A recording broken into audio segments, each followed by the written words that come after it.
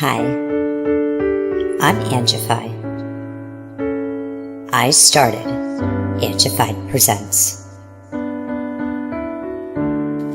We share the love of music. It has been medicine and therapy. Nothing else worked. It has saved many of us. With mental health, we need to open our eyes. Hurt people. We ask that you listen, comprehend, and relate with your ears. Form that heart of unity and one. We share on this stage. Statistics, feelings, And ourselves. we stand with the belief to be you, to be heard, and to be original. We all may be different, with opinions and beliefs. At the end of the day, we are all brothers and sisters. We are family. We ask that you join us in a magical journey with artists from around the world. Open your minds, let in the love, and listen with your hearts. We all want a better tomorrow. Be one. Communicate and look out for one another.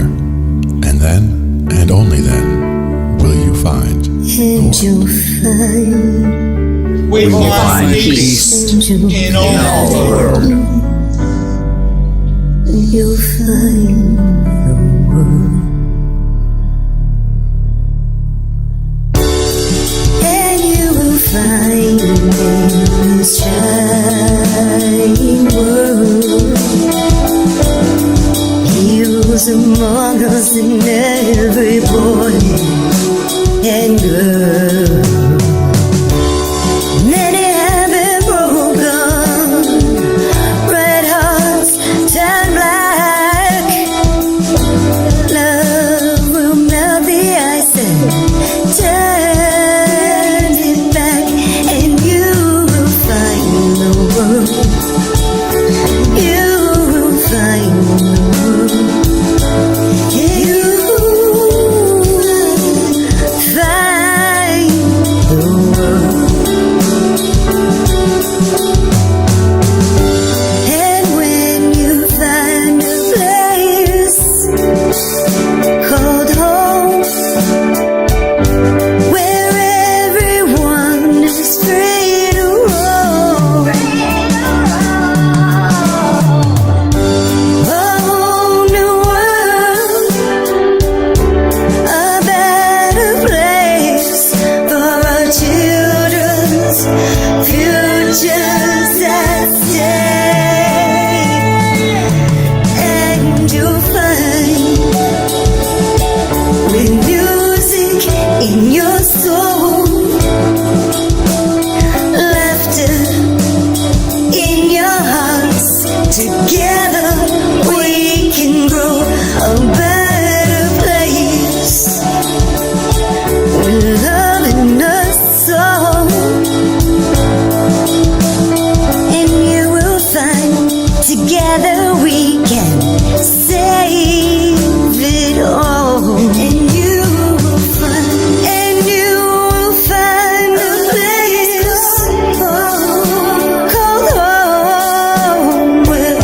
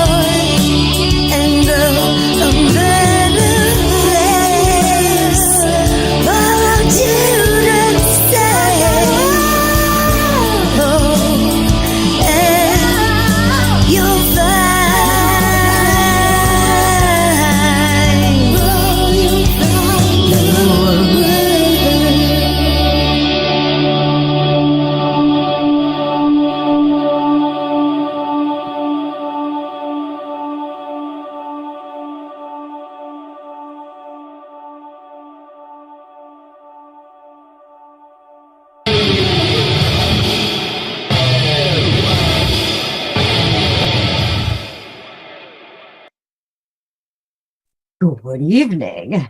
I want to let you know Angified presents. Do you know what we present tonight to you? Oh, share the love, everyone. Like, share, follow, and subscribe because tonight we have a very special and, an exclusive interview. Tonight, we have not only an amazing artist, but a national hero. Let's give a warm welcome to Scott. Yay! Scott is here to listen, to learn, and to give back. Humbly unproduced and imperfect. He deeply appreciates the support everyone in Bandlab freely offers. He says, you folks are awesome, but I'll let him tell you that himself later. Thank you so much, Scott. You can go ahead and you can follow Scott at Nano. That is Nain. Here, I'll show it to you.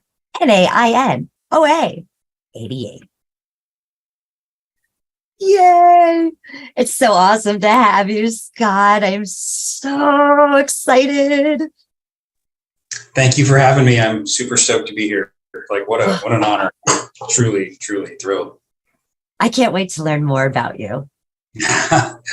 Well, shoot. I'm just, like I said, I'm just stoked to be here. I'll let you drive then, because I don't even know where to start. So over to you. Well, I guess we have to start with your ancestors. Like, okay. Where did you come from, Scott? Because you have such a beautiful, creative, artistic, musical, like, positive everything. You're amazing. Thank you, Angie. Well, my dad is, one grandma's from Mexico, and my dad's from, has German descent from Pennsylvania, through Pennsylvania Dutch. And then on my mom's side, yeah, you got it. And then on my mom's side is, from the Big Island of Hawaii. And then some other, stuff mixed in, European ancestry, but, Portuguese stuff. But yeah, so that's my answer. That's where I'm from. But I'm from California originally. Lived there for quite a while. Still do. Not coming to you from there right now. I'm coming to you from a brilliant hotel somewhere in the East Coast of the United States. But hey, San Diego's my hometown. But it sounds like you're a Heinz 57 like me, from all over. Yeah, all over the place. Yeah, all kinds of cultural background, exposure, and in the family bloodline. So yeah, really cool. When did you start music? Were you like young and 3 and just been like, I'm just going to play and have fun, take out the pots and pans on mom and dad, and start banging around? Or was it a little bit later that maybe you started writing first or drawing? I drew as a kid, and then there was an organ sitting in the house in the late 70s, early 80s that I would tinker around on by ear. And then my grandmother from Hawaii had a ukulele that, I would pick up and plink around on, but it wasn't until age 14 or 15 that out of the blue, age 15, but it was building up at age 14. Out of the blue, I was like, I need to learn how to rock. And I started becoming very interested in guitar. It wasn't for a while. And it wasn't until a while later that I actually could play a chord, but that's when it hit. I was like, I knew I needed to do something with music. Yeah. And a guitar. So 15. That's awesome. But it all started with, I have to touch those keys. Yeah, something like that. Just, we lived out in the country, and it was, wintertime. I know Southern California, but we lived in the mountains, and it snowed in the winter. We'd be snowed in, sometimes we'd lose power. And I was just like, got to do something. You can only throw snowballs at each other for so long. And so, I got into music, just tinkering around on that organ, playing Christmas songs during Christmas. That was about it. That's as far as I understand the snow. Yeah, you would. So many forts and so many people you can throw snowballs out without getting in trouble. Yeah, pretty much. So, yeah, that was the start. So Did you have a band then? Because like if you started at 15, you started playing guitar. Did you have some friends that also played instruments? Yeah, didn't have a band right off the bat. My stepmom noticed that I was interested in playing guitar. I was living in North Dakota at the time because that's where my dad had worked. So I moved up there to live with him for a few years, and she brought home a garage sale guitar that she got for $5, and it had 5 strings on it. It was an acoustic, and I was like, I don't know how to tune it, but I'm just going to sit here and pluck on this thing. So I played on that thing, nothing, knew no chords, just made music, 1 string. And then a friend of mine that I was in high school with knew how to play guitar. He's like, come over and we'll jam. So he's like, oh, dude, you need to tune this thing. Oh, and you need a string. And so he got a string, tuned the guitar, and then showed me chords. I think the first chord I learned was E minor. And then, we would jam like once a week, and he'd show me a couple more chords, and I would just, learn those chords and those chord changes until, I got them down. And then I think my senior year in high school, we had my first jam session, and we played Born to Be Wild like 8,000 times. And like if I never hear that song again, it'll be too soon. And that was my first jam session. So it wasn't really a band. So I got to actually play with other musicians at an early age, and started, figuring out that I could actually do chord changes, and then accidentally started singing one time, and I was like, well, that's fun. Can I actually do it while I'm changing chords? And, oh, that's hard, but we'll get there. And it's just kind of progressed from there. Practice makes perfect. Yeah. I wasn't in an official band until I was 19. And it was some folks that I knew in my job at the time, and some folks that weren't involved in that. And we had a band here in San Diego, and we did a couple gigs at some local establishments, and it was really fun. So, yeah. That must have been so uplifting. It was pretty. Looking at that $5 guitar from the yard sale, not knowing like how to tune it and anything, and then performing. It really made an impact. And yeah, I just love playing. It's that guitar I wrote my very first, not wrote, because I don't read music or anything like that. I came up with my very first melody on that guitar after it was tuned by my friend, and that melody has emerged in some of the Bandlab or one of the Bandlab recordings as an entire song last year. And it's really cool that it finally came to fruition in lyrics, only like, I don't know, 1985 to 2022. I'm not going to do public math, but it took a while for me to finish that song, and it came out really cool. So anyhow. It's amazing how, you have a song and you can have it sitting there for 10, 20 years, but it's not finished. And then you just find that right person. Yeah, and that magic just happens, and it's there. It, and it's your piece. And so for your piece to like breathe and come to life, it's truly a gift. I have a bunch that have just been languishing in the in the vault. Someday I'll get to that, or whatnot. But yeah, it all started with that 5-string guitar. So I'll never forget that, and I'm always going to appreciate my stepmom for that. What did you do after high school? So when I was 17, I had this conversation with my stepdad, moved back to California after graduating from high school. And it was in midsummer, it was right about now, midsummer. And hey, let's sit down and have a talk. Light up smoke. So your 18th birthday's coming up. Where are you going to live? No. And so we had a conversation, and he said, well, why don't you consider joining the service? And so I was like, well, there's no way in hell I can join the service. Well, why not? It's like, well, I don't know. I'm just like some punk rock kid, and I'm cool. I'll be fine. He's like, well, there's a lot of things that are going to add up that are going to be overwhelming. And if you, decide to like take this step, then it'll relieve you of all that stress. And it's like, all right. So went to the recruiter's office the next day and signed on the dotted line. So at 17, I joined the service, and I forgot to get out. I didn't get out until 2018. I was the whole time I had planned on it. It took a little longer than I anticipated. So yeah, that's what I did after high school. But you must have enjoyed it.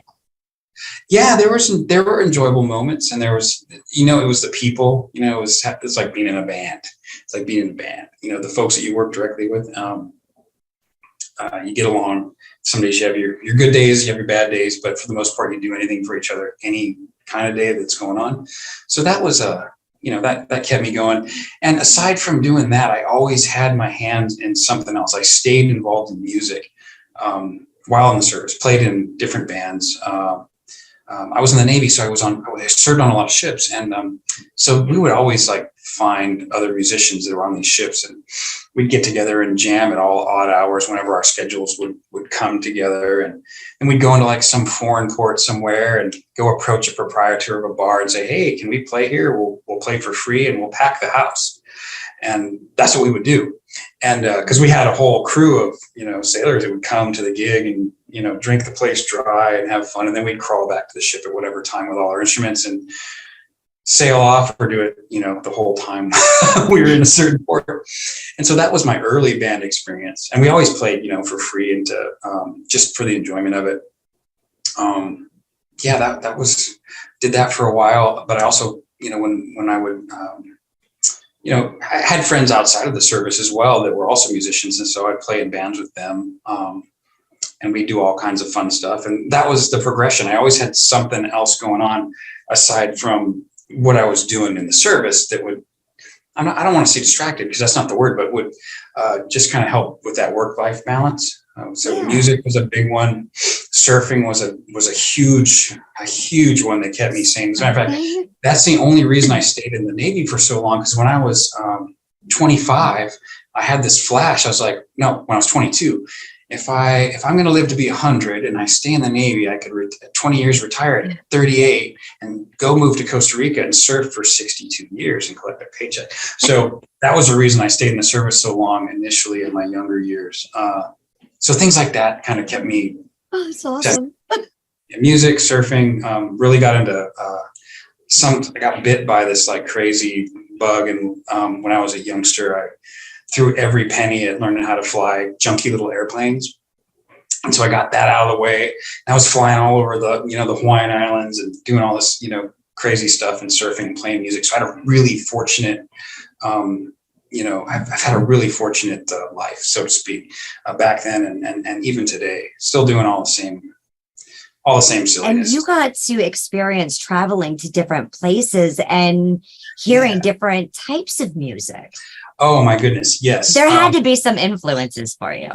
So the coolest live gig I ever to this day. I mean, I've seen some pretty good ones, but the best gig I've ever seen wasn't even a gig. It was some street musicians in Ecuador playing traditional Andes music. I have never heard, nor probably won't ever hear anything. There's no other kind of music like that. I mean, there's so many. You gave me goosebumps thinking about it. Yeah, it really blew my literally. mind. You asked the question, and that was the first thing that popped in my mind. Normally, I would think, well, I saw this one show this one year that was great. No, it was that. Most definitely. Yeah, and Ecuador it's just amazing. The music sound that comes out of Ecuador is beautiful. Absolutely beautiful. And to see it live, like literally, that gave me goosebumps, Scott, because I know what I see, like when I'm watching videos and things like that from there, but to see it live and to feel it, because I don't need to know what you're saying in order to feel it. And you know exactly what I'm saying there. Yeah, I bought a tape from those guys. I don't have it anymore, but I would listen to that thing and just be like in awe of what was going on. This is before, this was in the early 90s. Like I wasn't even, I was invested in music. It was still like a huge part of my life, but as a musician, I couldn't appreciate how awesome that was. I just loved the music. So I guess that's all that really mattered. That was huge. So I get to see a lot of things. Scott, let me ask you about your song Gone Away. Okay. Can you tell me a little bit about where that came from? Okay, Gone Away. That remains out of everything I've done so far, maybe anywhere musically. I've written a lot of songs for my amazing wife too, so that are up there along with at the same level that of meaning for me. Gone Away is more of a, we'll just call it, it's kind of a sad song. Okay. And the story behind that song was waiting to be told. And it didn't come out until a friend of mine, whom we all know and love, the venerable Brian Louviers, who is also on Bandlab. We chatted before, and we kind of traded some laudatory comments, which were very sincere. And he's like, hey Scott, here's this idea I have, and he sent me a track. If anything comes to mind, see what happens. That was in January, and back in 2011, a very dear friend of mine passed while I was on deployment, and I didn't get a chance to say goodbye or talk to her family or anything like that at the time because I was gone. And my brother had written me, tell me about it. He said, hey, you should really go head up to Seattle and talk to Melissa's parents and send your condolences or your regards. I couldn't do any of that. I just buried it. I buried all that, and I never talked about it. But I always felt it, and I never really paid any tribute to it, and just kind of ignored it because I couldn't approach that situation until Brian Louviers sends me this blank piece of music that just pulled it. I don't even know where it came from. It just just pulled the words right out. And so Gone Away is about a dear friend of mine who passed, and whom I never got to say goodbye to. And then I ignored for the whole situation for years.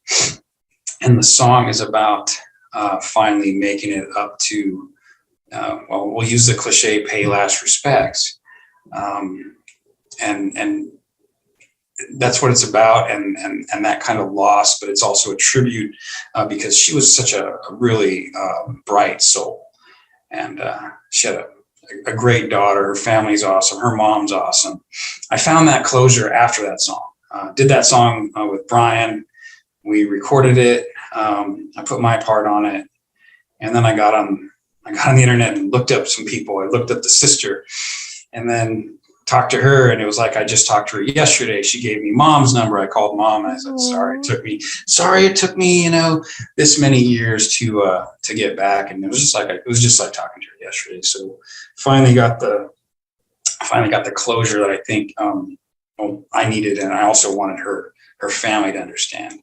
So that song is about that, and that's what Gone Away is about. If I could put it in a nutshell. It's beautiful. Absolutely beautiful.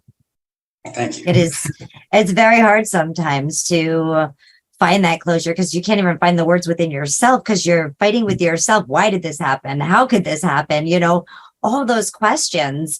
And then you're like, you also get a sense of how do I talk to people about this? And it really eats at you. So this is just magic because it was meant to happen. It was meant for you to heal. Yeah. And I think, with you giving back and getting the closure you needed, I think, and I know your friend is definitely watching above, and she knows that and she sees that and feels that as well. It's beautiful. Thank you. Let's go ahead. Let's check out that song, shall we? All right. Let's do it. Yeah. We're going ahead here and we're listening to Scott. You can follow him at NAINOA 88. Here is Gone Away. You can find this on Bandlab. So make sure to go ahead, like, share, follow, and subscribe.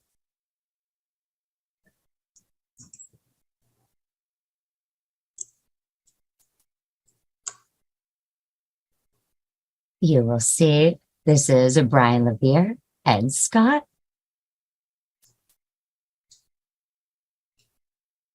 Follow them both. I'm not playing, really. Follow them both.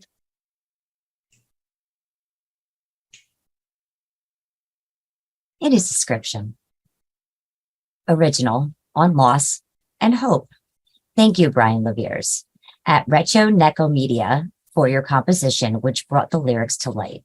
Rock Bandlab new music like artist, music original alternative indie, fire, real, and vibes.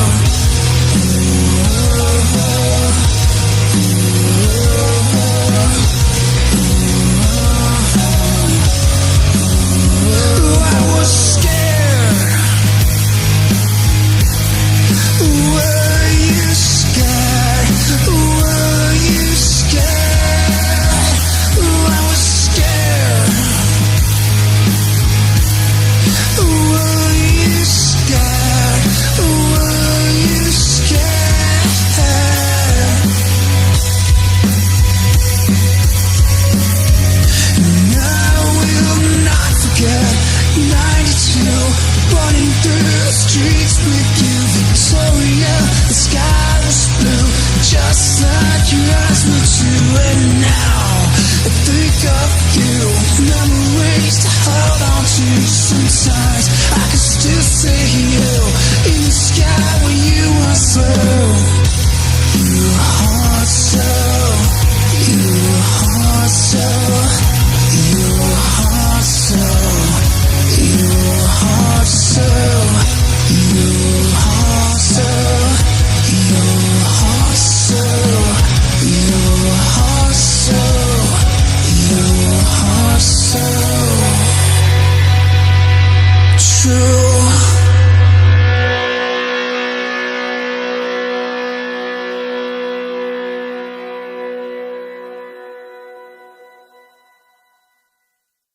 So beautiful, Scott. Thanks, Ange. Ah, my goodness, I don't even think I can take out and put those words into things. I've had definitely a history with things in my past as well with my family, and it's definitely hard to put those words out there. Yeah, I don't think that I would have found them if it wasn't for Brian, and he had no idea what he was getting into. We've done a couple songs together, and everything he sends me, just kaboom. So I look forward to more work with him in the future. He's absolutely one of my favorite artists anywhere, Bandlab or otherwise. And just, I don't know, yeah, you got to check Brian out. But that music he sent is what did that. And well, that's that's all I can say there. And I'm forever in his debt for doing that. Well, I hope to hear more collaborations with you guys in the future. Thank you. Because you both are just amazing. And like I said, you guys better go follow them both. Brian, how about Scent of Rain? Okay, so this goes into the music. A little bit different. Yeah, this goes into the music history of the younger days. This song was written and recorded in a hotel room, not unlike this, on a Tascam Porta Studio 4-track on a tape in 1986. The demo was first done, and it was just an acoustic guitar. And I was living in Hawaii at the time, and had some friends that I started playing music with. I watched them in a bar one time. The band's name was Horton's Fear, and I was like, oh my God, these guys are amazing. And we ended up becoming friends. I had later joined the band. And it was still called Horton's Fear. I don't know what that means. And I never even cared. They were just great rock, 90s stuff. We're still good friends today. Okay. And in 2001-ish, I needed to leave the Hawaiian Islands and head off to other pastures. And so one of the band members, Derek, whom is still a close friend of mine, he's a recording wizard and a musician that can play every instrument and awesome, but he doesn't sing.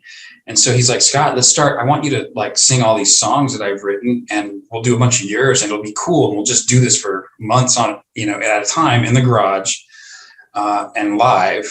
And I'll put everything together, and then we'll make, some stuff out of it. And so we ended up doing 5 CDs worth of material. This song was one of the ones I was like, hey, what do you think of this? He's like, that's kind of flamenco cool. Maybe we can, I don't know, you do your part and then I'll get back to you.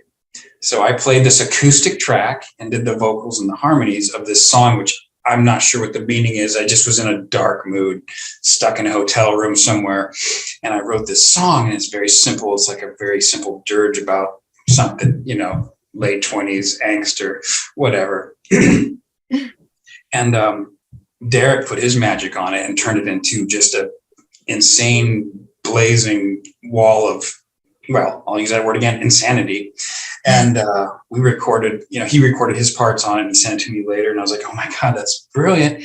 And that's where this song came from. And the reason why I wanted to put this song on the list is because this whole recording thing that I'm doing with Bandlab I never would have even considered it had I not worked with Derek in my garage or his spare bedroom at all hours of the night, just geeking out on music, and him saying, "Can you redo that vocal?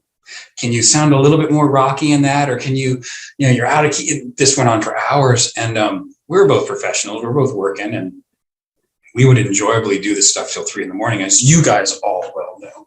And so we ended up doing a lot of material, and this song was one of them.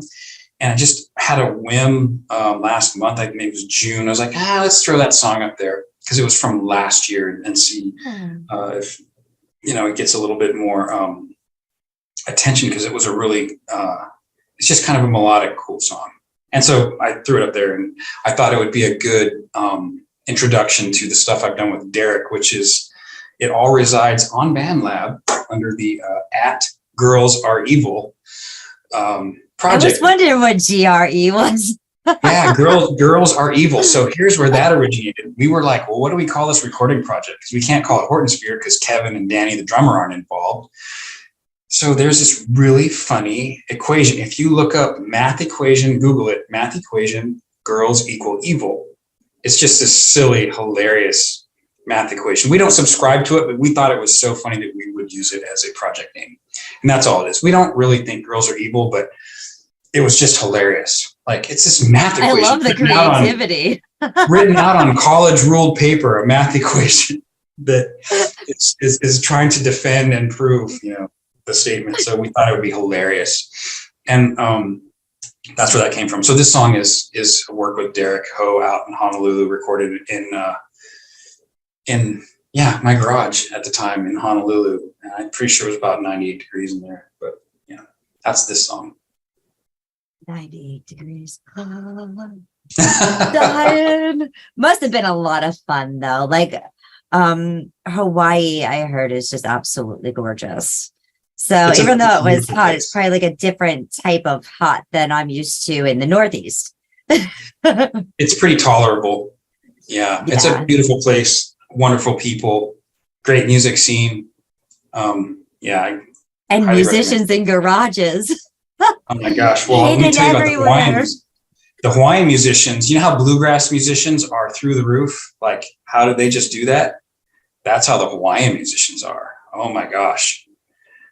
Yeah, same on parallel with our best bluegrass musicians are the Hawaiian musicians out there just playing Hawaiian music. It's a great vibe. I have to send you some links to that. Let's go ahead. Let's listen to this song now. Scent of Rain. Make sure to like, share, and subscribe. Do it. Yay!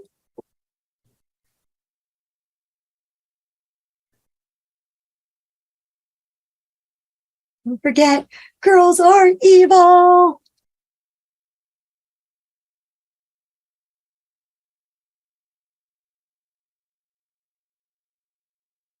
He says, happy Friday. Original dark and crazy slow dance love song from the @GirlsAreEvil. GRE Vault. #rock original acoustic guitar indie music song and music. Here we go.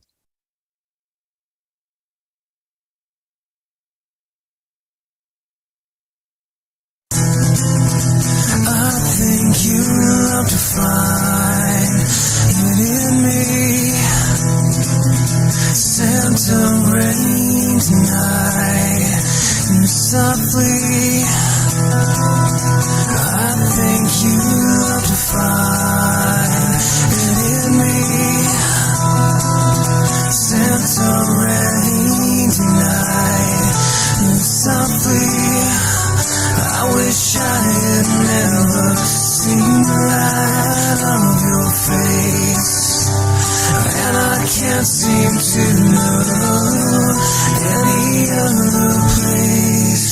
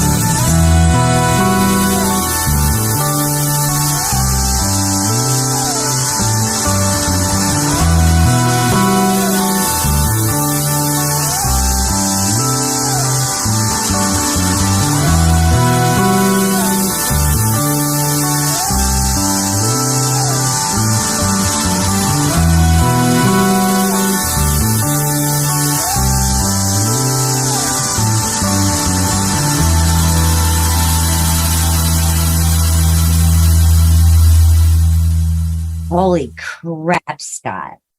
The heart, everything on that was, you nailed it.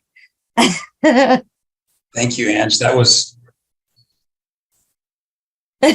Derek knows how to produce some stuff. I'm trying to get him on Bandlab now so we can continue this magical journey. And I'm going through his wife to get her. I'm gonna get her to push him back. He's just so busy. But yeah, he's a genius. That song was really fun. The playing the guitar parts on it and that little lead, part on it, kind of came out of nowhere. That little, I don't know how to describe it. A little flamenco or maybe even Middle Eastern vibe, lead that found its way into that song. Just, I thought it made that tune, but that one was really fun to do. I'm super glad that at the last minute we pulled that one into the repertoire, so to say, because it's just really fun. And what Derek did to it with that midway through, just parachuting in with drums and bass and heavy guitars was just rock. Yeah, good old Derek. So I'm going to get him in here if it's the last thing I do. Derek, you're being called out. Yeah, Derek's being called out. And Kevin, the other singer. And no hiding behind your wives. No. I do have an interesting story because stories are cool, right? So we were playing under the name Horde and Sphere, and we did some fun stuff in Hawaii. We played some gigs here and there, and it was really cool. And we're all good friends. But because of my job and everybody else, stuff, we kind of like, hey, we got to take a break for a while. So we kind of, broke up for a bit. And I was doing solo stuff because it doesn't involve teammates. You can just go do it. And Kevin, the lead on the band, Kevin Jones, also a good friend, just talked to him the other day, another Bandlab target of mine, got this phone call from the radio station because he was in radio saying, hey, Lisa Loeb's coming to town. Will you guys open for her? And he didn't even blink an eye. He's just like, yes. And then called all of us later after he already agreed to it. We'd been broken up for 6 months, hadn't played a song. Hey guys, we're going to open for Lisa Loeb next Saturday at the Warehouse, which was a venue that could hold about 3,000 people. And we're like, what the? So your eyes probably popped out of your head. Yeah, we're like, are you kidding me? We don't know we haven't played together. We don't know any songs. So we got together in Derek's office. He worked in an engineering company down at the airport, and we crammed all our material, our equipment in there, and we practiced every night for 5 nights and got a 10-song set list down, which was bulletproof. But our bass player had bailed, so we had to bring in a bass player like overnight from the church band. Brent, he really was awesome. He came in, he was a super sport and learned 10 songs in 5 days perfectly.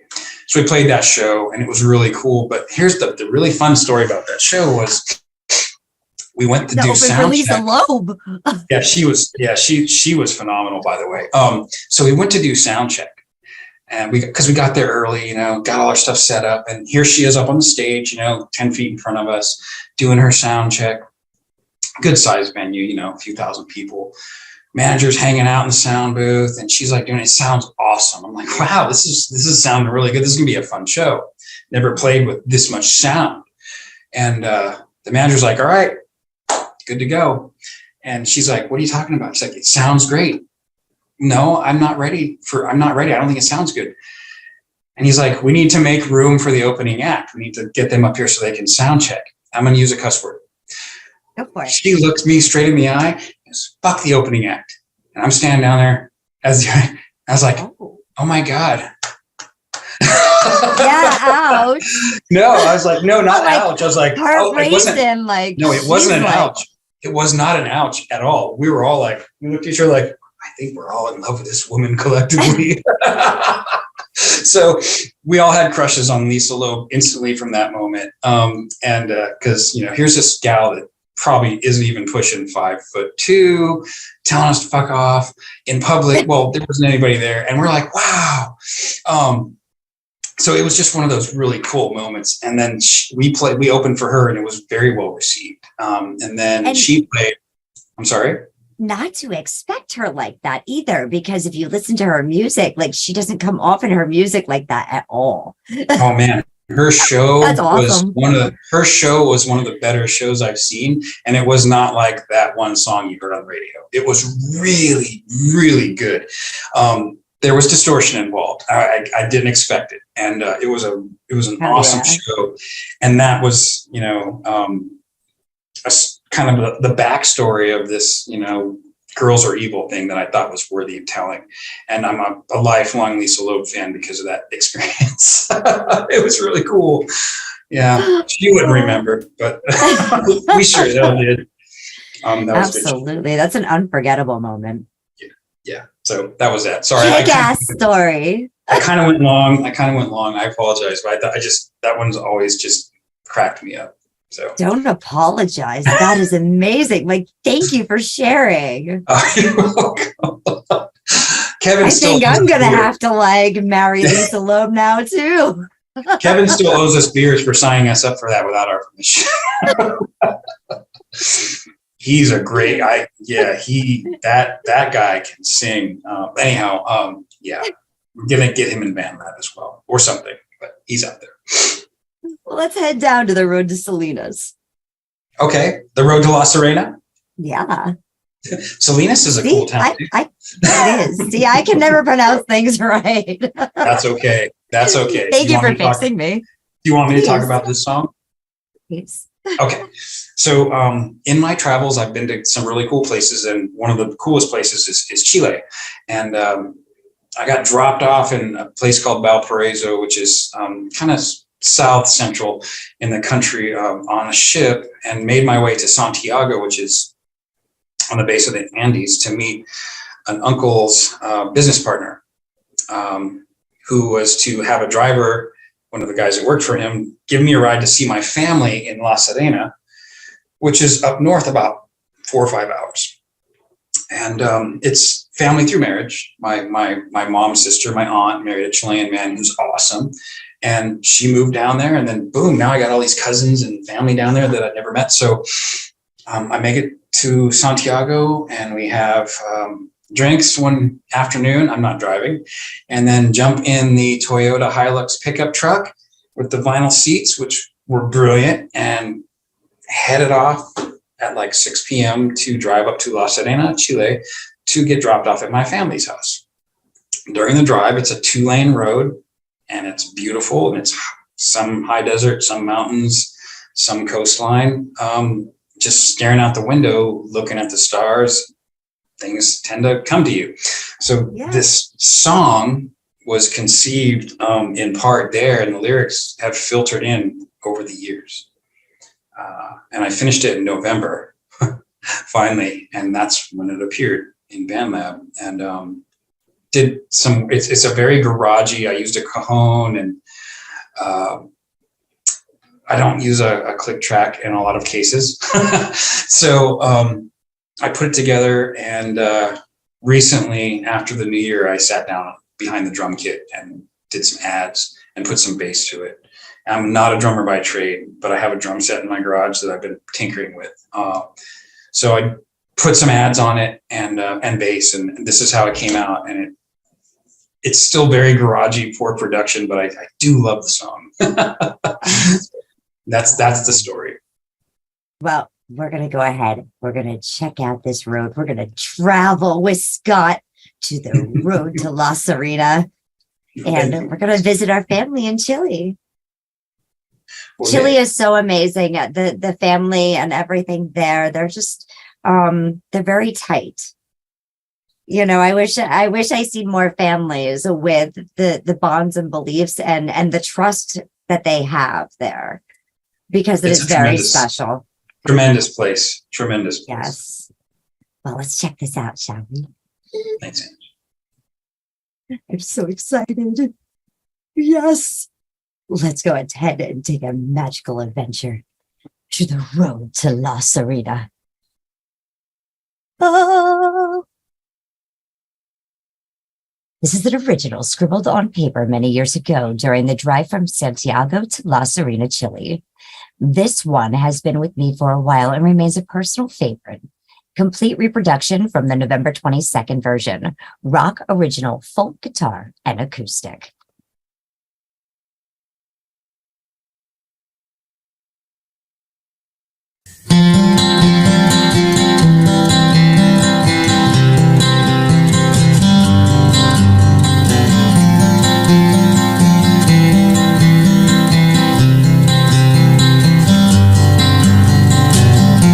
Staring out the window up to the sky, sometimes I wonder what's up there.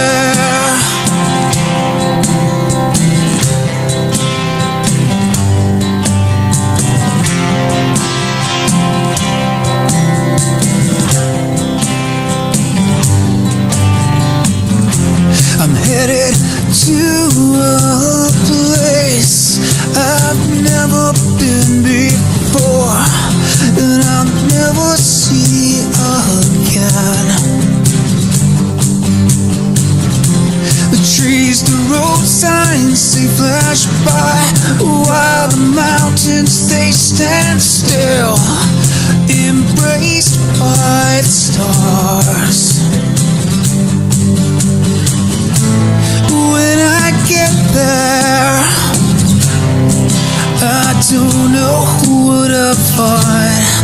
I've traveled so far, I'm alone again.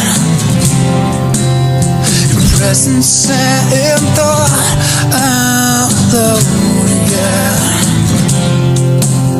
In presence and in thought, colors of light bleed through the fibers of the cloud, but I see nothing when it's beautiful. This is the sum, is the call. I've been here once before, but I woke it up. Is this a dream?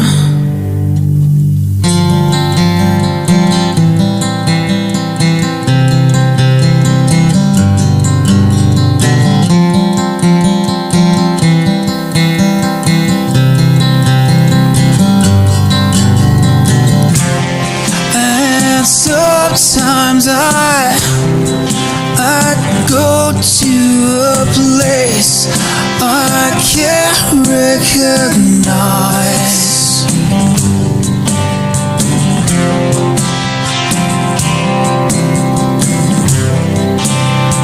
I can't recognize.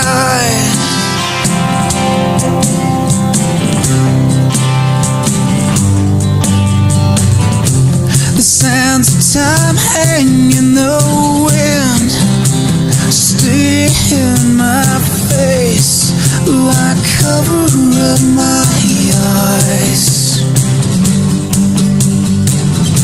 A tattered scarf, my only shield, as I press into the storm, as if leaning towards a flame. When I get there, I don't know what I'll find. I've traveled so far, I'm alone again. Presence and thought, I'm alone. Presence and thought, 'cause of light we through the fibers of the clouds, but I see nothing, and it's beautiful. This is the summit, the call. I've been here once before, but I have woken up, but that was a dream.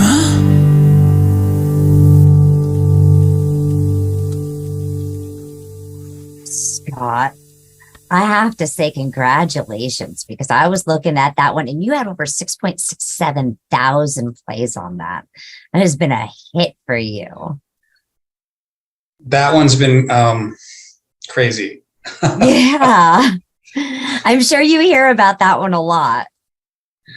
1 second. I'm trying to like figure out how to make this thing. Oh, there we go. That one has, I guess, resonated with some folks. And I'm really glad for it to be able to do that. It's just such a, I don't know, I'm really humbled by that, that people would play that song so many times. Yeah, I'm kind of speechless on that. If there's a lack of a better term. I don't think there is. It's perfectly, because how do you wrap your head around that? I don't. I don't. And I'm really happy if it influences some folks. And I try to leave, you don't know how long you're going to be around. So when you when I put music out, I could give two shits on, I want, I leave all that stuff workable, because if I get hit by a meteor tomorrow, I want, somebody else to go jam on that. And a bunch of people have jammed on that. I'm like, what? So continue, to jam on stuff and, do your thing. That's just me. That's my position. Because I'm just here for, I don't know, hanging out, doing music and sharing music. And if someone latches onto something like that song, and like is motivated to play music to it or jam to it, then I'm die happy, man, at that point. So that's where I'm coming from. In answer to your question. Infamous, to live forever through music. To share your inspirations, your creativities, your art, and let somebody else go ahead and take it. That's truly a gift. Thank you, Scott. Thank you. Shoot. Well, look at all the songs that we've all been influenced by and just love to cover. I mean, man, so if someone wants to cover something that I wrote, little old me, then I'm good. Right? It's all good now. I can just go take a nap or whatnot. Right? That's how I feel about that song, and I'm really honored that people dug it that way. So anyhow, thank you. Thank you. Now, Scott, I have a question. There's been a lot of places that you've seen. What is your favorite? What's my favorite? What's your favorite place that you've been to, excluding Ecuador with the music? Because we already know, that's unbeatable. Okay, so the most magical place, or I want to say the place that I've been to that's had probably the strongest energy, besides Hawaii, and I'm not talking about tourist energy, I'm talking about different energy, was Easter Island. And that was after that whole La Serena trip. Made my way back down to Valparaiso, where the ship was at, via Tourbus, which was the bus, which was the Greyhound of Chile, and got on the ship, and we went to Easter Island, which is in the middle of nowhere, off the coast of Chile, very remote. And we went there for 3 days. I have never felt the same kind of energy, except for maybe on the big island of Hawaii, as there. It was just palpable and intense and beautiful and crazy.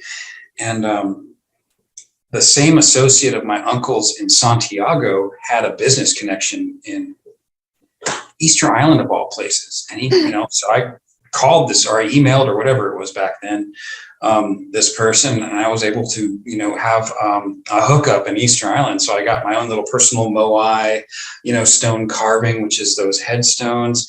Got to have dinner with a local family, and I brought a couple friends from the ship too. That was really cool.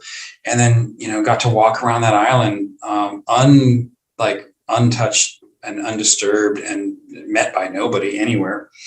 And it was beautiful, and the surf was insane. It was me and a helicopter pilot every morning and every evening when we weren't out doing other things in this perfect wave, which was right there off the beach, which is very close to the ship. We were at anchor, about a half mile off the shore, and that was, you couldn't get any better than that. So Easter Island, for a lot of reasons, was probably the most special place. And I think what made it most special is the fact there's no way in hell I'm ever getting back there. There's no way. And so we really made the most of that. We just kind of soaked that in. Been a lot of really neat places, but that was the heaviest place I've ever been in a lot of ways. If that makes sense. Now, Scott, if you would have stayed in the Navy, could I have fit inside your duffel bag? Because Easter Island sounds like really, really nice. Yeah, it would have. It was a pretty cool. Yeah, probably, maybe. Yeah. I'm 5'2", so I'm about Lisa Loeb's. I'm about Lisa Loeb's size. Push you in there. Be in there. Yeah. Yeah, you can always join. They're still looking for submarines have windows. Sign up right now. There you go. Yeah, so I was really fortunate to be able to go there. That was in the late '90s, and that left a lasting impression. And I've been able to go a lot of cool places, but that was, like I said, I have nothing but gratitude for being able to, see the places I've seen in those trips. Do you want to tell me a little bit about that song as well, or is that pretty much? Oh, that was an accident. The places that you've seen. That was beautiful. Okay. So that was an accident, but so that song is new. That song came out last month. Okay. Woke up in the morning and wrote that song. The house was still asleep, and you kind of, at least for me, I kind of do my best work when the house is still asleep. I get up and drink, 2 cups of coffee, and then I'm wired, and then the creativity comes in, and I know that no one's getting up for another hour. That's how that song happened. That song's based on, it's based on 2 things. It's based on a book by Steve Ambrose called Undaunted Courage, which is about the Lewis and Clark expedition, which I read last summer when I was in Wyoming for a couple of weeks. I needed a book, and I read that. And what a great book. So the song is written from the point of one of the members of that expedition, the Corps of Discovery, as it was called, as a young man, like bailing on his family and friends and heading off on this expedition into the unknown. So that's what that's about. And they make it all the way to the Pacific and endure a lot of crazy stuff, and no one gets killed, and they don't, and they don't have conflict. It's not like, later history of the West where there's lots of conflict with the locals. That didn't really happen. I mean, they had their moments, but it was a pretty clean trip altogether. They made it to the Pacific and they made it back. And it took some time. The guy comes back and no one gives a shit, for lack of a better term. I mean, it was a huge deal. It reaped rewards later in the form of, I don't want to get into U.S. history, but it reaped rewards later, in opening up the West. It was rewards for some, not so much for others. So this guy goes back and he tries to adjust to life back home in the city where he came from, and it's just not happening. So the parallels for that are like the guys and the gals that repeat deploy to wherever. They come home and they're just like, what? This isn't, I just don't, everyone's talking about, keeping up with that one family, starts with a K. Like, we just did all this stuff and no one gives a shit. So I'm imagining that this guy is coming back from that experience and being like, you know what? I'm out. He grabs his pack, loads it up, and he leaves forever to go back to that. So that's what this song's about. The places you've seen. I don't know if I have to ask Scott, this picture, where was this picture from? That's in Big Bear at Derek's wedding with his wife, Ressa, and the guy to my, right. That's Kevin Jones. He is the other member, one of the other members of Horton Sphere. You can't see Danny. He was the drummer of the original band that we all played with in Honolulu. Derek and his wife flew to Big Bear, California, which is in the mountains outside of LA, for their wedding. And we all converged. Kevin and Danny were in LA, or not LA, but they were in Las Vegas in a band called Crash Dub. They released a really cool single, an album, which I'm going to steal one of Kevin's songs soon. I asked him permission last week. And I'll cite him, of course. Are you going to share it? That was at Derek's wedding. That was at Derek's wedding. But that gentleman to my right, Kevin Jones, is one of the most fantastic singers and live performers I've ever observed. He leaves nothing. He leaves it all on stage in a live performance. I learned a lot from him. But yeah, that's Derek's wedding. I think we were playing a Zeppelin song at this point. Whole Lot of Love, because that's what it looks like this picture is giving. Thank you. Thank you. Pretty sure it was that song. And I hadn't really heard that song then. And so I had to learn it quickly, and it quickly became a favorite song of mine. But yeah, that's your. Did you have more than 10 days? Yes, I did. I got some warning. It's a great wedding. It was a beautiful time, and they rented all these nice places for us to sleep, and the night sky was so awesome that I slept in the back of my truck. I was like, there's no way I'm going inside. It was just too awesome. So that's gorgeous. Yeah, that's that picture. And the lays are because everyone was from Hawaii. That is cool. The lyrics for this song, I think, reside in the bottom of the comment section. So I apologize if I didn't put them in the lyrics tab. But anyhow, that just gives people more reason to go to your Bandlab and subscribe and check out your tracks and your music, doesn't it? And I think for once, I might have enunciated on this song to where you may be able to understand me instead of my usual mumbling. So yeah, we'll see what happens. Well, I don't hear mumbling, Scott. I think you definitely, you lay it out there. Your harmonies are great. Your words, your emotions behind it all, whether it's something you compose or somebody composed, and you just found that magic where your words fit in, like Brian Levere's and earlier with Gone Away. Yeah, Brian. I can't talk enough about that guy. Hi, Brian. Hey, buddy. Anyhow, yeah. We're going to check out the places Scott has been. This is an original through the eyes of a young man some years after the return from Lewis and Clark's Corps of Discovery Expedition. 1806, Art C. M. Russell. Folk, guitar, acoustic, new music, original song, Americana. Yay!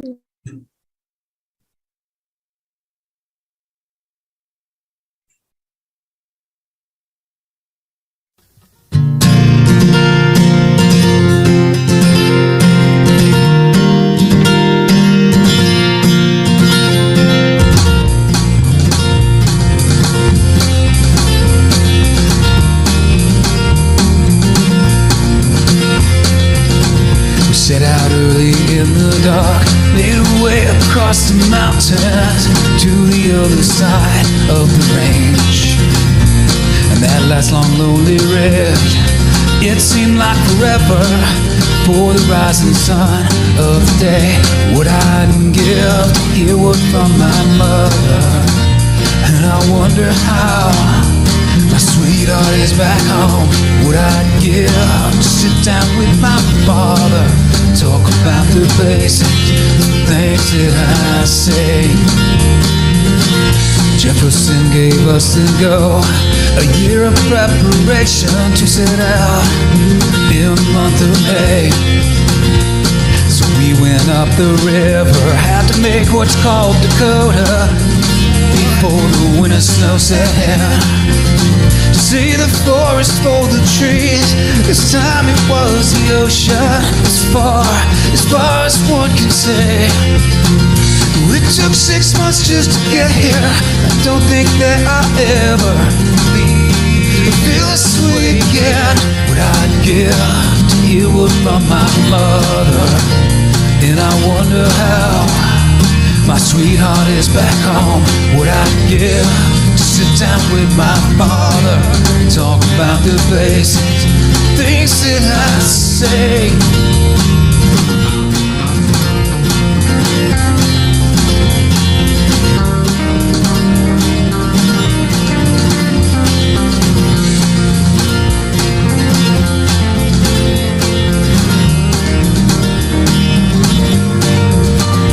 What I'd give to hear word from my mother, And I wonder how my sweetheart is back home. What I'd give to sit down with my father, talk about the places that I sing.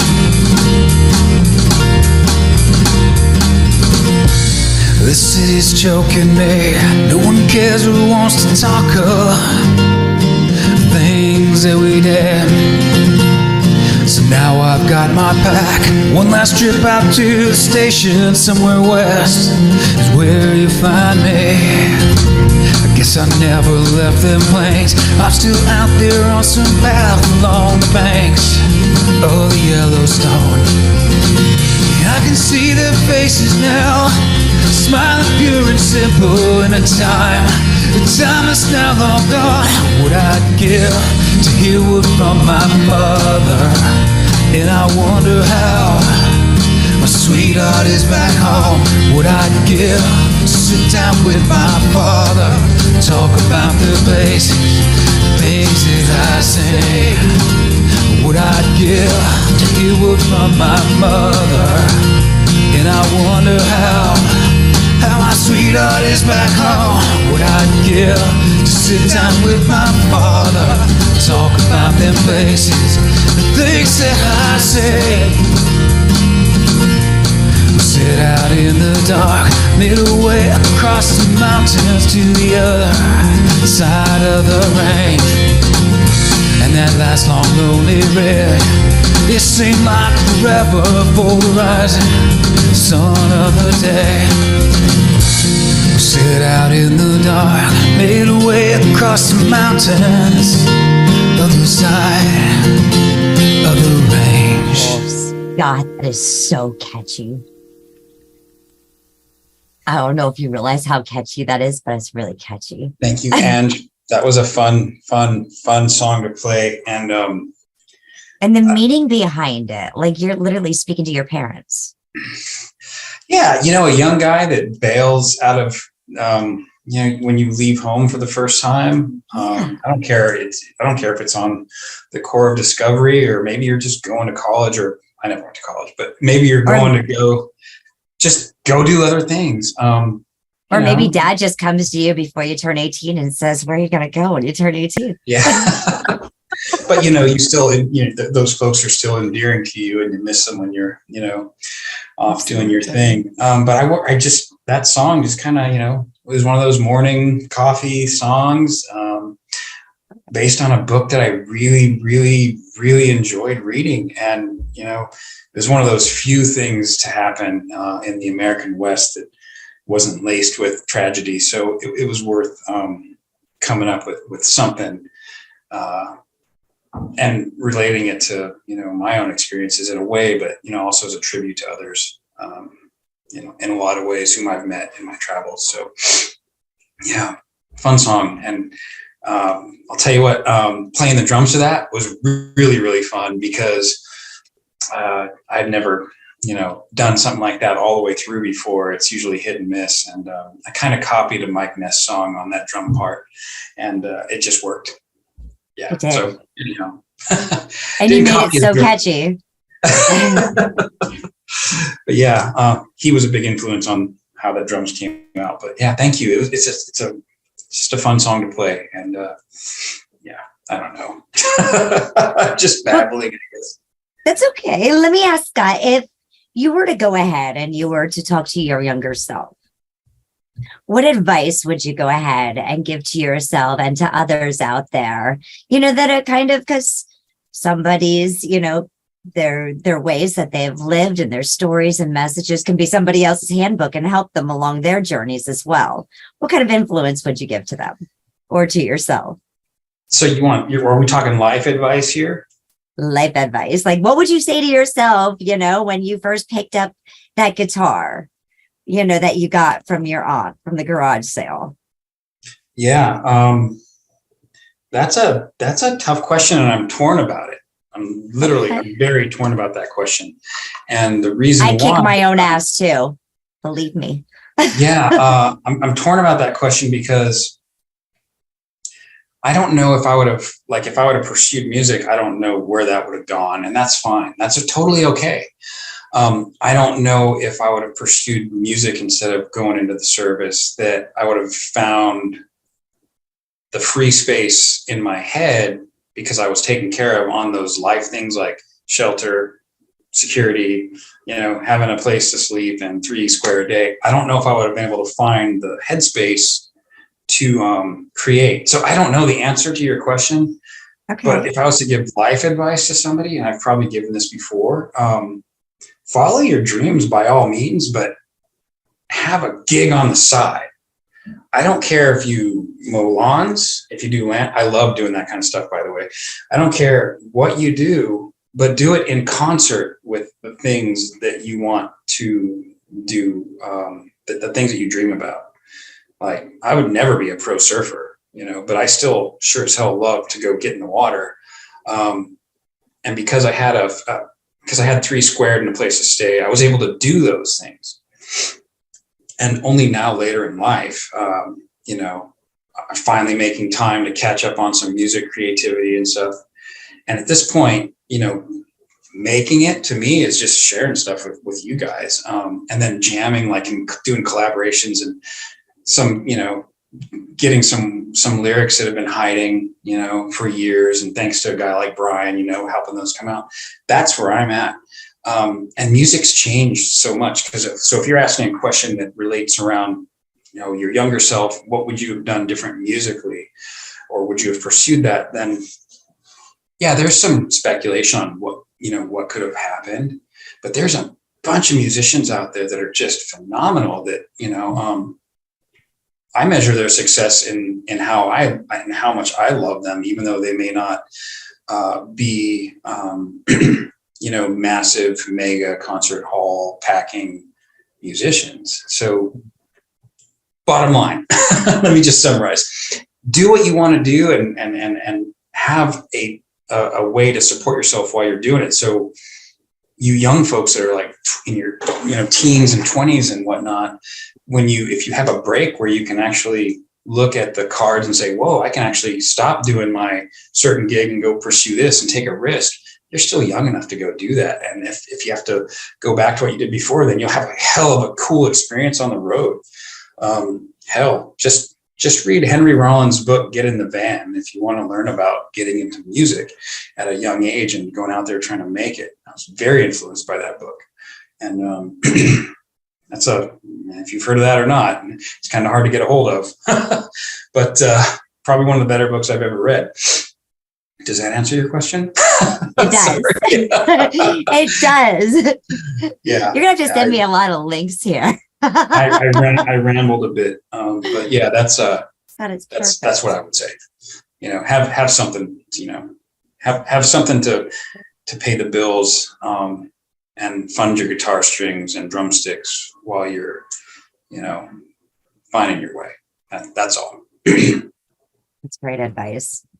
Great advice. And then you'll get everything you deserve. Maybe, or maybe not. Maybe you just get to have some great jam sessions with your pals, and it's like, whoa, and you remember those. Right? You remember those when everything clicks. You remember those more than anything. Well, at least I do. I geek out on that shit, but I do too. It's magic. Yeah. When it all clicks. Yeah. I wish we would have recorded that. Record everything. Golden rule. Yeah, I know that now. I think my friends and I always kind of joked around, and we were like, don't quit your day job.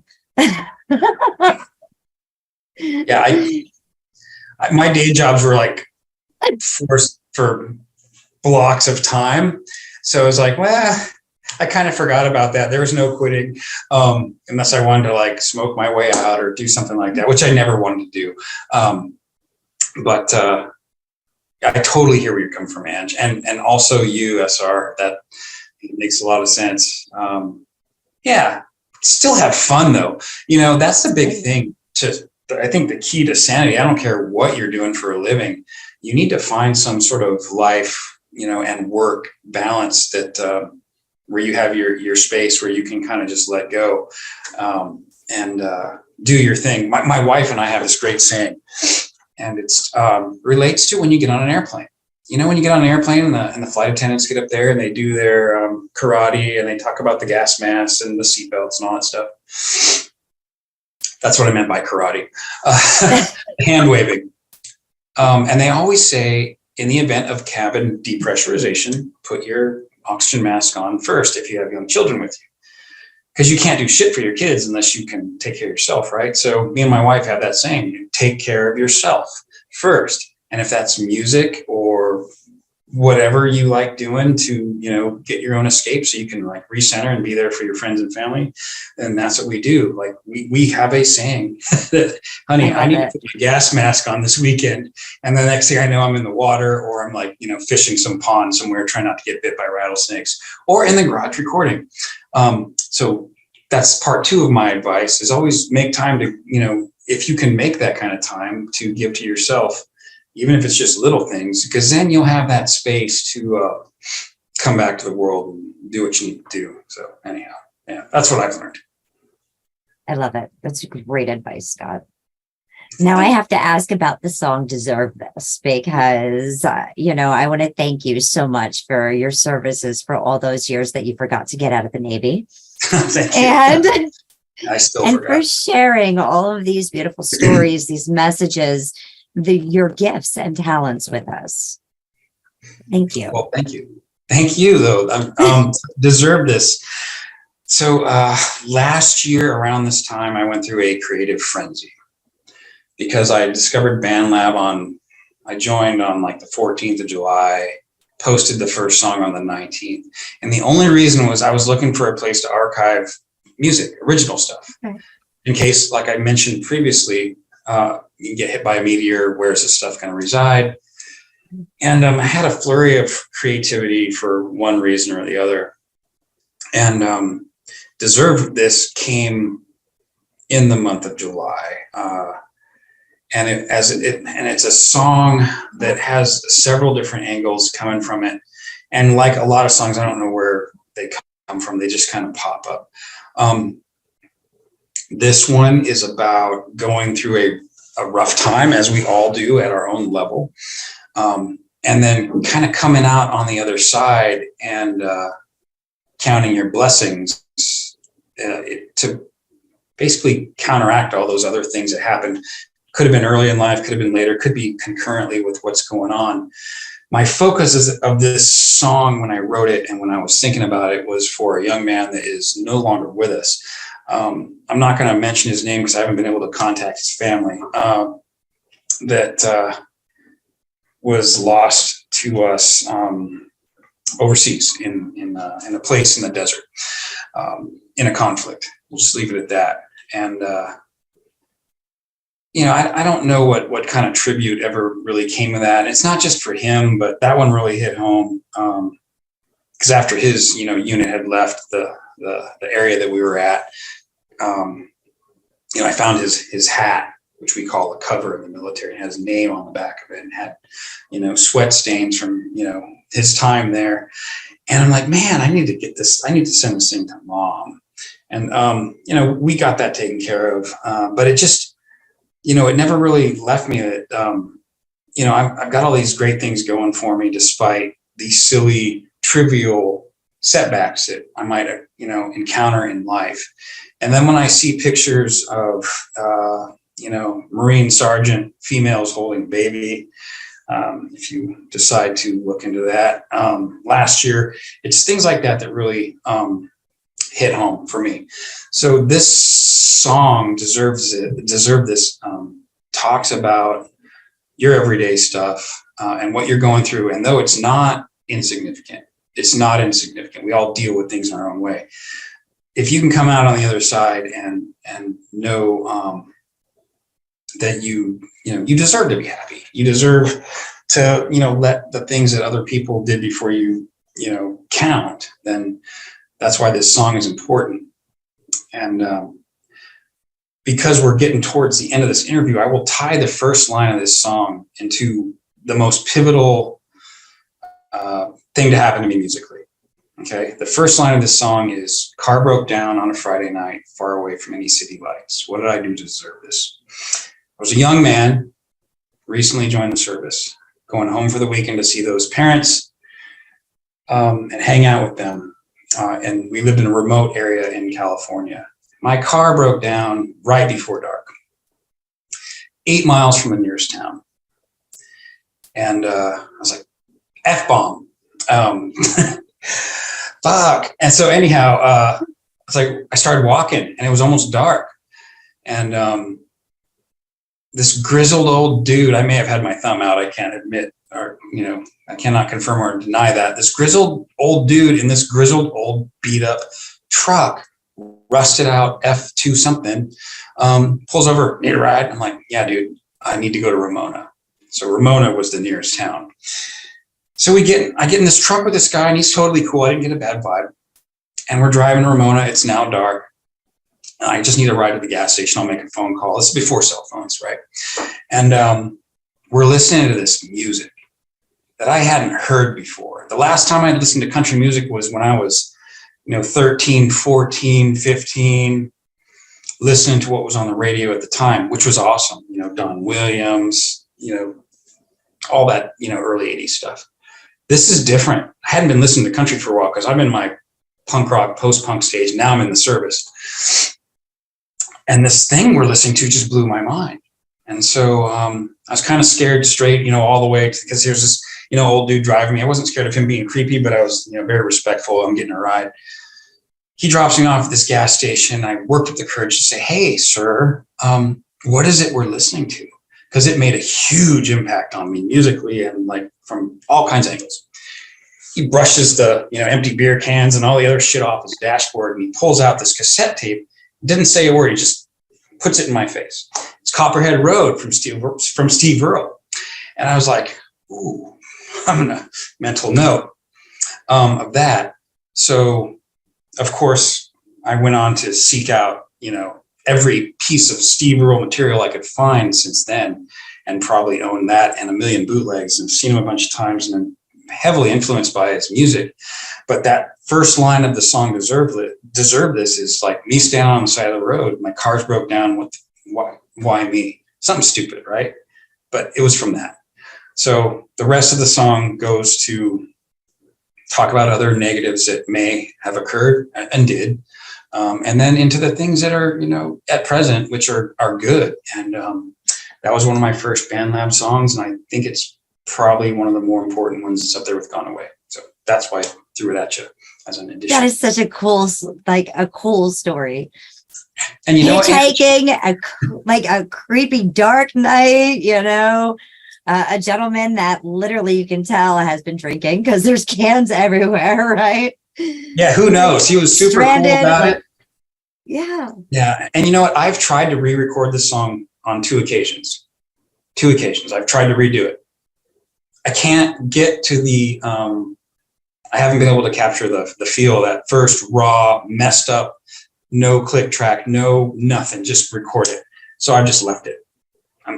Someday I'll get around to it, but I can't get past it. So it's a clunky recording, but I can't get over where I was when I recorded it. So I'm just leaving it.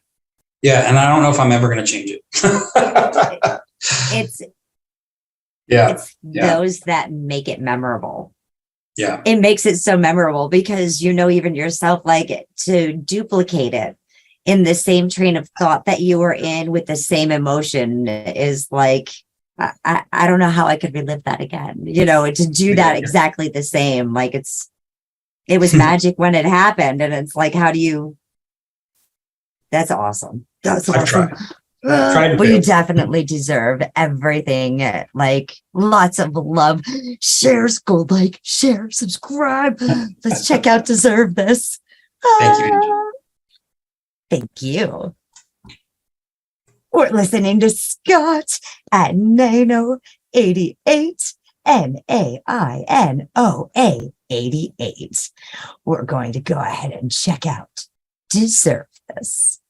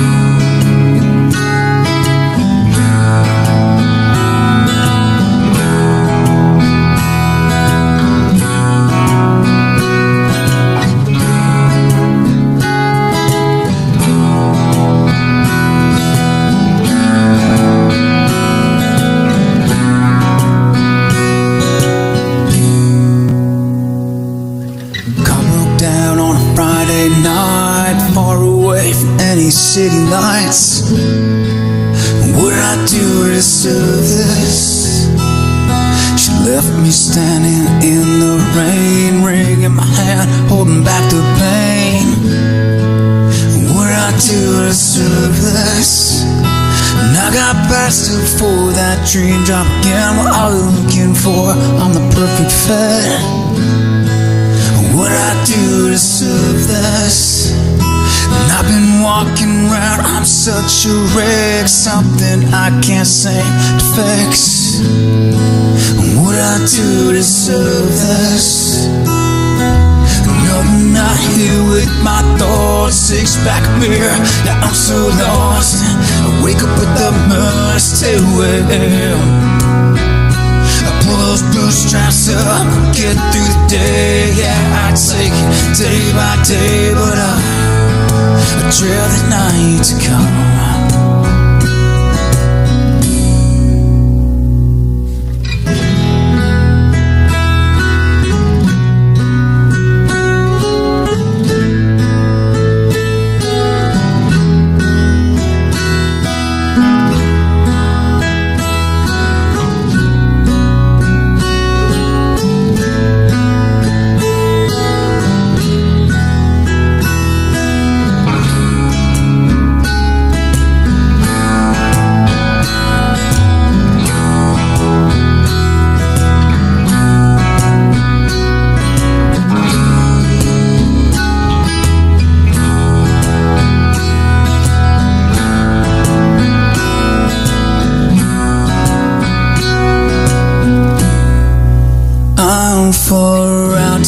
Cradled by the moon, up all night to greet the sun.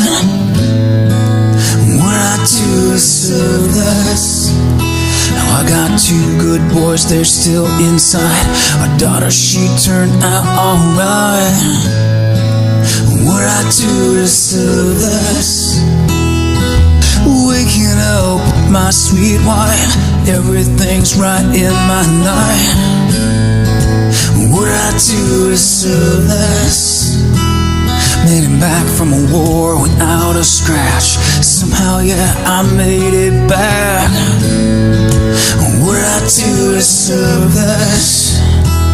Made it back from a war without a scratch. Somehow, yeah, we all made it back. What did we do to deserve this?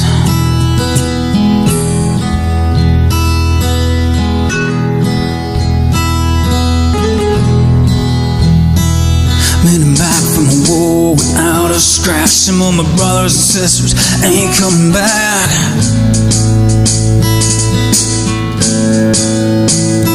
Make you worth it. Make you worth it. Make you worth it. Make you worth it. Make you worth it. Make you worth it. Make you worth it. Make you worth it.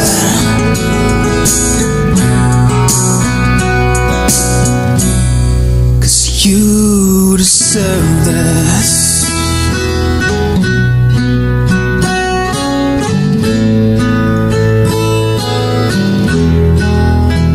They deserve this.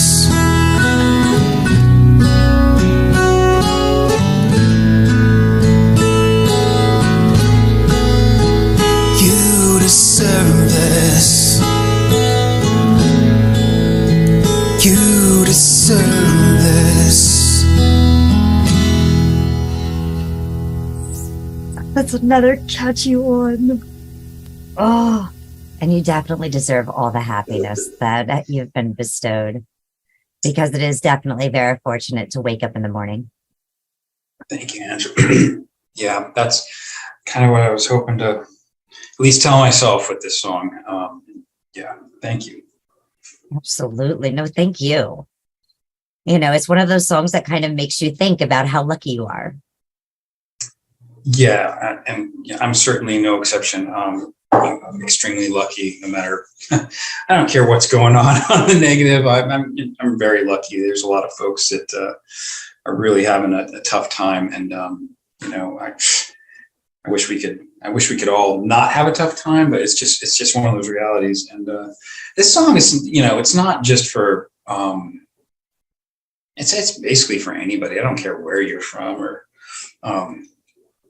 what nationality or whose flag you're flying. It's more of a human thing. So that's where I designed it in my head to try to at least come to grips with human stuff. So anyhow. Absolutely. I think it gives a lot of hope, and it's human, it's life, even if it was a puppy dog, that you had, because those are your babies, even if it's a pet that you've had for a long time, and something happens and they go before, you expected them to go, because you don't ever want to leave. That's still your family member. You never want to lose them or let them leave you, and so it's like, what did they do to deserve this? And you start questioning things when things happen, so this is definitely a song of hope and inspiration. And like I said, a lot of food for thought to think about how lucky we truly are.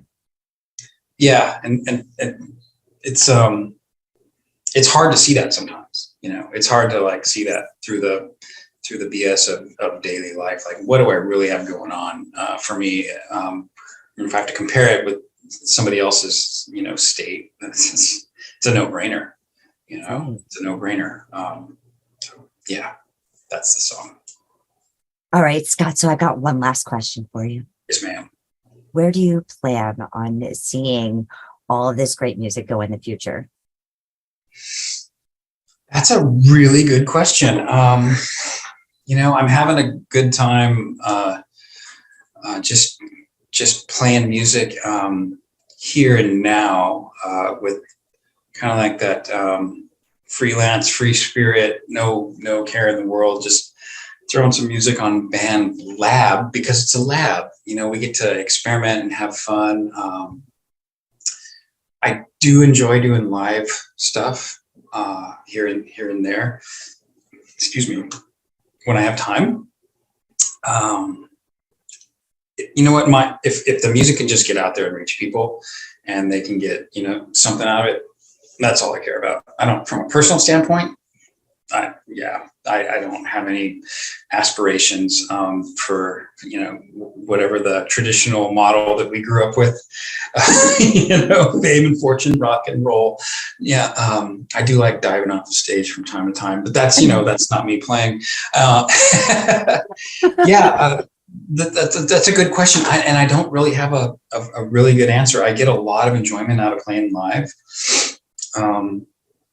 And I get a lot of enjoyment out of writing songs that, if I get one person say, hey, that connected, then I'm good.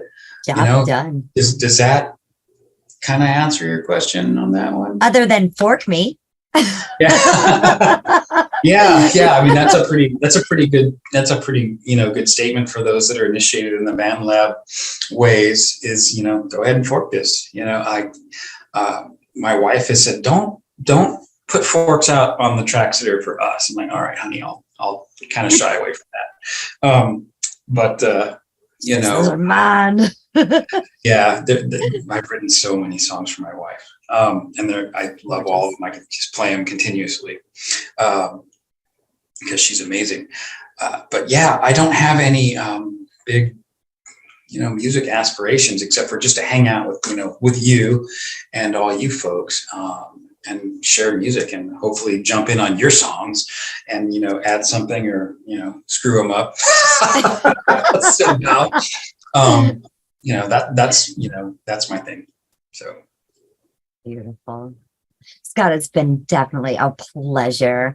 This has been an amazing interview, and I can't wait to hear the things that you're going to be coming out with next and all the great collaborations. I know you and Brian have got some things in the future coming, so be on the lookout. I'm going to be.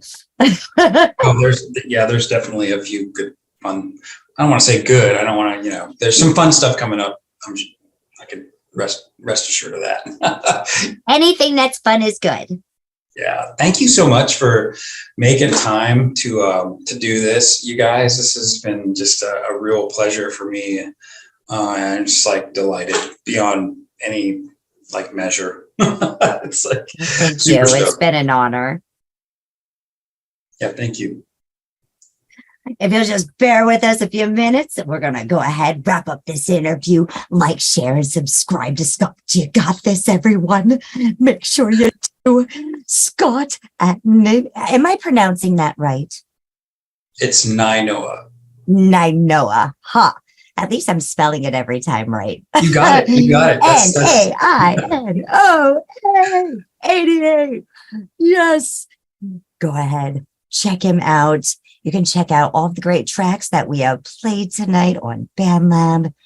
Make sure to go ahead, like, share, subscribe. You'll find Gone Away, Scent of Rain, Road to La Serena, The Places I Have Seen, Deserve This, and many, many more. Yeah. Thanks, Ange. This is Angified Presents.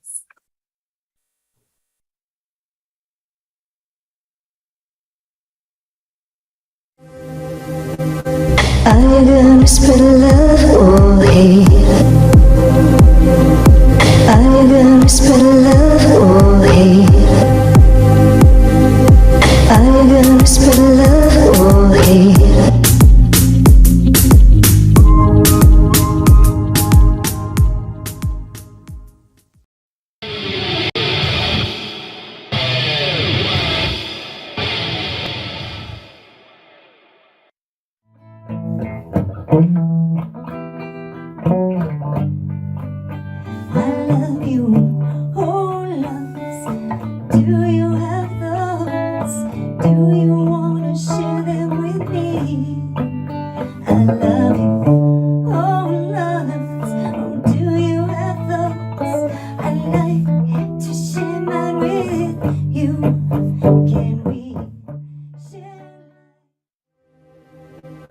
I'm gonna spread love or hate. I'm gonna spread love.